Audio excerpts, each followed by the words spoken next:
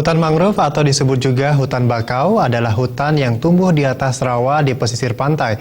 Untuk menjaga kelestarian hutan bakau perlu diupayakan berbagai cara, salah satunya dengan menjaga kebersihan lingkungan perairan.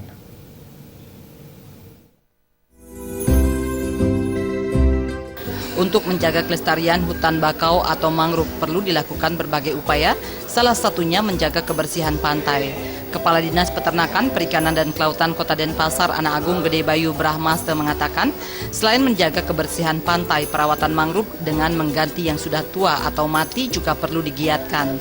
Ana Agung Gede Bayu Brahmaste mengatakan, jika kebersihan lingkungan mangrove telah dijaga, maka ekosistem ikan di sekitarnya akan tumbuh dengan baik.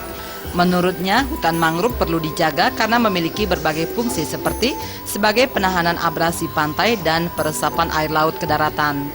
Mangrove juga berfungsi sebagai tempat hidup biota laut, baik untuk berlindung dan mencari makan. Mangrove juga sebagai sumber makanan bagi spesies-spesies yang ada di sekitarnya dan tempat hidup berbagai satwa seperti burung. Dari segi ekonomi, hutan mangrove memiliki fungsi sebagai tempat rekreasi dan pariwisata, sumber bahan kayu untuk bangunan dan kayu bakar serta penghasil bahan pangan seperti ikan dan udang. Pertama dari fungsi bakau dulu ya. Bakau adalah tanaman yang di daerah pesisir yang bisa dengan adaptasi dengan air asin ya.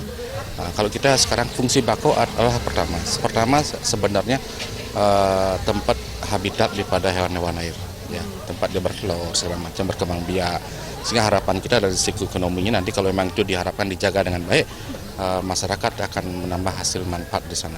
Nah sekarang siapa yang menjaga bakau itu dulu? Menjaga bakau dan seharusnya masyarakat sekitar ya.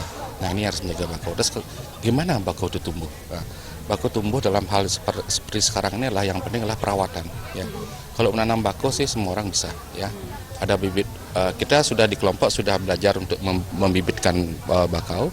Nah sekarang yang jadi masalah itu merawatnya, merawat sampai dia besar.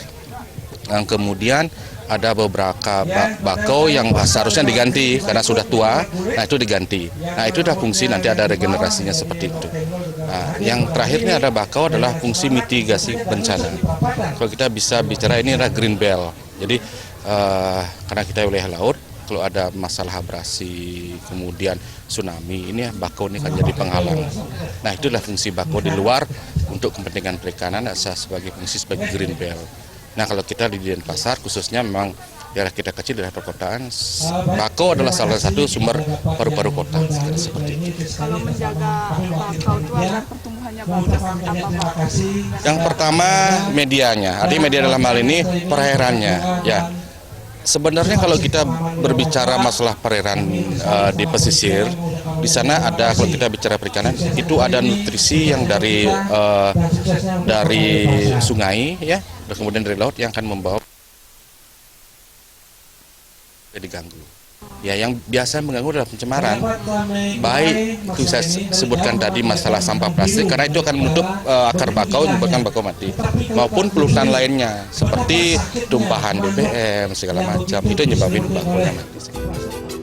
Jika keberlangsungan hidup mangrove telah dijaga, maka ekosistem yang ada di sekitarnya akan tumbuh dengan baik, serta perekonomian masyarakat akan meningkat. Desak Aryani